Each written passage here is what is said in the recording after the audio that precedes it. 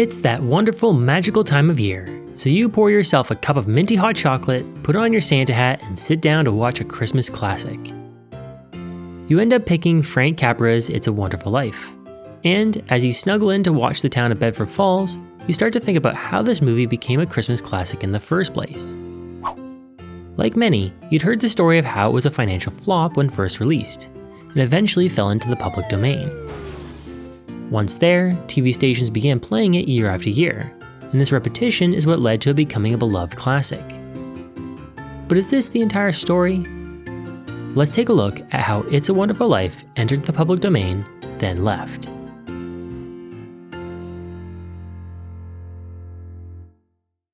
Upon its release on December 20th, 1946, It's a Wonderful Life was indeed a financial flop. It needed to earn approximately $6.3 million to break even, about double its production budget. In the end, it only managed to earn $3.18 million from its theatrical run. However, the movie did receive mixed reviews from critics. A good one coming from Time magazine, which said, "It's a Wonderful Life is a pretty wonderful movie. It has only one formidable rival as Hollywood's Best Picture of the Year. Director Frank Capra's inventiveness, humor, and affection for human beings keep it glowing with life and excitement." The movie was also nominated for 6 Academy Awards. This included Best Picture of the Year, Best Director for Frank Capra, and Best Actor for James Stewart. Upon release, the film's copyright was held by the company that produced it, Liberty Films. The rights were eventually sold to Paramount Pictures, and then changed hands once again before eventually landing at National Telefilm Associates. It was here in 1974 that a clerical error led to the film's copyright not being renewed properly. This error is what landed the picture in the public domain. What followed is the story that many already know. Hundreds of local TV stations began playing the movie every year at Christmas time.